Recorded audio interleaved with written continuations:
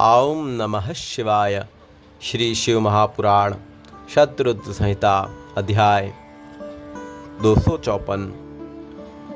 राजा अरण्य की पुत्री पद्मा के साथ पिपलाद का विवाह एवं उनके वैवाहिक जीवन का वर्णन।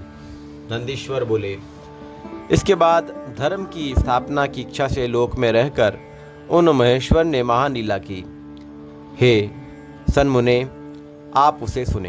एक बार पुष्पभद्रा नदी में स्नान करने के लिए जाते हुए मुनीश्वर पिपलाद ने शिवजी के अंश से उत्पन्न हुई पद्मा नामक अति मनोहर युवती को देखा।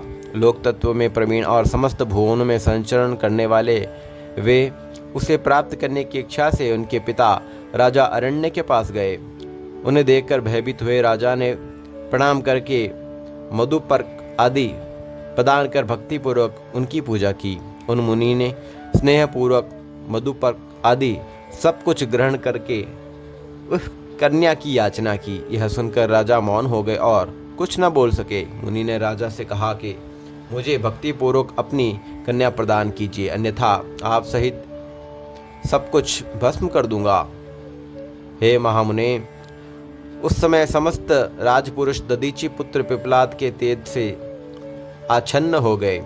तब अत्यंत डरे हुए राजा ने बारंबार विलाप करके कन्या पद्मा को अलंकृत कर वृद्ध मुनि को समर्पित कर दिया। पार्वती के अंश से संवृत उस राजपुत्री पद्मा के साथ विवाह करके वे मुनि पिपलाद उसे लेकर प्रसन्न होकर अपने आश्रम में चले गए। वहां जाकर वृद्धावस्था के कारण अत्यधिक जर्जर हुए लंपट स्वभाव न रखने वाले वे तेजस्वी मुनीश्वर उस नारी के साथ निवास करने लगे। जिस प्रकार लक्ष्मी जी नारायण की सेवा करती थी, उसी प्रकार अरण्य की वह कन्या मन वचन और कर्म से भक्तिपूर्वक मुनि की सेवा करने लगी। तब शिवजी के अंश रूप मुनि श्रेष्ठ पिपलाद अपनी लीला से युवा होकर उस युवती के साथ रमण करने लगे। उन मुनि के परम तेजस्वी 10 महात्मा पुत्र उत्पन्न हुए। वे सब अपने पिता के समान महातेजस्वी तथा पद्मा के समान के सुख को बढ़ाने वाले थे। इस प्रकार महाप्रभु शंकर के लीला अवतार मुनीश्वर पिपलाद ने अनेक प्रकार की लीलाएं की। लोक में सभी के द्वारा अनिवारणीय शनि पीड़ा को देखकर उन दयालु पिपलाद ने प्राणियों को प्रीतिपूर्वक वर प्रदान किया था कि जन्म से लेकर 16 वर्ष तक की आयु वाले मनुष्यों तथा शिव भक्तों को शनि की पीड़ा नहीं होगी। यह मेरा वचन सत्य होगा। मेरे इस वचन का निरादर यदि शनि ने उन मनुष्यों की पीड़ा पहुंचाई तो उसी समय भस्म हो जाएगा, इसमें संदेह नहीं है। हे तात, इसलिए ग्रहों में श्रेष्ठ शनिश्चर विकार युक्त होने पर भी उनके भय से वैसे मनुष्यों को कभी पीड़ा नहीं करता।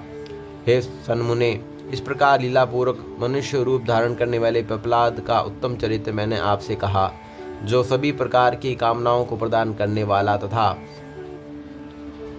गाधी, कौशिक एवं महामुनि पिपलाद, ये तीनों महानुभाव स्मरण किए जाने पर शनिश्चर जनित पीड़ा को नष्ट करते हैं।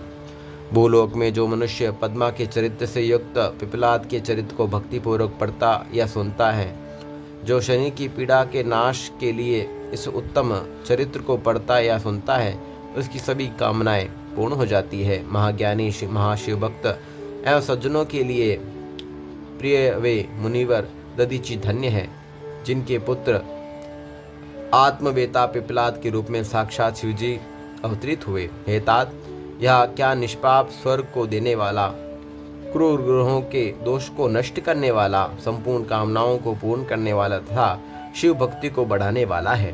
ओम नमः शिवाय। शिव शिव शिव महापुराण श्री शिव महापुराण शतरुद्र संहिता अध्याय 254 संपूर्ण हुआ।